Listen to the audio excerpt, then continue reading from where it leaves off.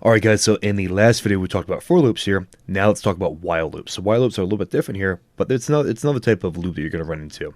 So let's go ahead and make a new file here, and we're going to call this while oops.py. Alright, and by the way here, I know that we hit this button in the last video here. If you want to get rid of one of these terminals here, all they have to do is just hit the trash button right there to kill it, okay? So while loop here. Now what I want to do first, let's go ahead and make a variable. Let's call this we'll call I. Why not? I equals 1, and then what we're going to say is we're going to say while I is less than 6. I want you to print out a message. I'm sorry, colon there. Let's print out the message of I is less than 6. Now let's save it. Now what's going to happen if I run this file here, we're going to get in something called an infinite loop here. And basically it's saying that the whole time that I is less than 6, go ahead and print out this message. So it's just cycling through this over and over and over again. So if you want to kill this terminal, you can either hit this button right here, or if I click down here, Control C, which is a little weird. We're used to that being copied most of the time here. But what's happening here is nothing's ever changed, so it's printing out this message over and over again. Typically what you see on the while loop here is you'll see something like, well, I is less than 6, I is less than 6, and then I plus equals 1. So we're adding 1 to I every single time here, and let's also print out the value. Actually, we'll do it above here. We'll print out the value of I right here. So print I, save, and then we can run this back again. Go ahead and hit play, and we can see that it prints out 1 first off. It says I is less than 6, and then adds 1 to it. And then it prints out 2, and then 3, and then 4, and then 5. And then once it is greater than 6 here, it's no longer true. So we pop out of this loop here, okay? So that's a basic example of a while loop here. Just keep in mind of infinite loops here. Make sure that you do something to break out of the loop if you need to, okay? Another example you might see is like, we'll say, why don't we do this here? We'll say num1, and we'll say set this equal to 1. We'll say while num1 is less than 6 here. Just like before here, we're going to print out the value of num1. And then what we'll do beneath this here, we'll say if num1 is equals 3, we're going to break out this loop from here, okay? And at the very bottom of the loop, we're going to increment num by 1 here, so plus equals 1. So what's going to happen here? Let's go ahead and save this. Now, if you want, you can leave this here. I'm going to remove this here, just so it's easier to read, okay? Save, and let's go ahead and run this file. So we can see it prints out 1, it prints out 2, it prints out 3, and then once it gets to 3, it's going to break out this loop from here, all right?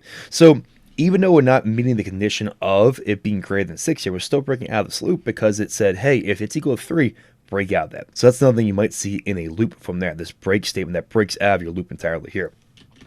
You might also see it where, like, you know, if the user does some type of input keyboard command here, go ahead and break out the loop, or if there is, I don't know, like go ahead and add 1 to the score every single time. But then if the user, you know, steps off the platform and moves to the left and moves to the right, we're thinking of a game here, go ahead and break out that loop, stuff like that. All right, let's try another one. Num2, let's set this equal to 0. We'll say while num2 is less than 6 here.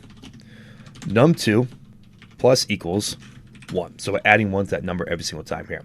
Now we'll say if num2 equals 3, go ahead and continue.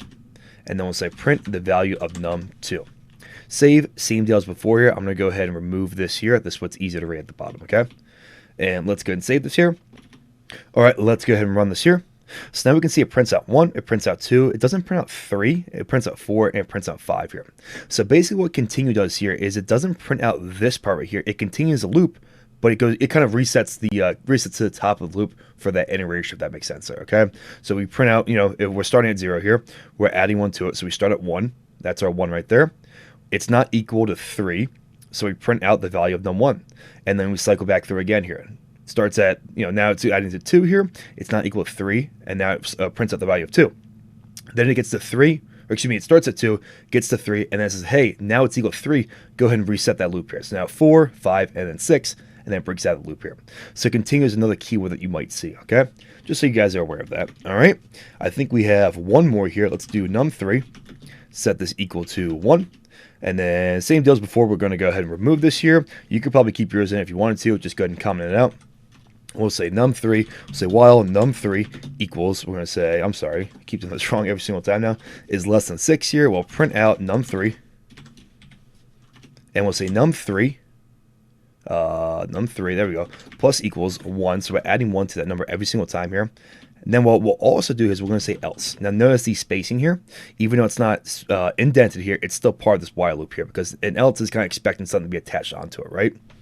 And we'll say print num3 is no longer less than 6. Save, and let's go ahead and run this here. So we can see it prints out 1, it prints out 2, it prints out 3, 4, 5 here. And then when it gets to the final one here, the else is like the afterwards, after the while loop here. So this is no longer equal here. Now we can say else, go ahead and do that there, okay? So you can almost think of this like an if-else statement there too. It kind of attaches on the same way here, all right? Other than that, guys, I think we're good to go here. Great job in this video. We talked about while loops in this video here. We'll get into some more advanced concepts from here. So guys, great job in this video. You guys are great, and I will see you guys in the next one.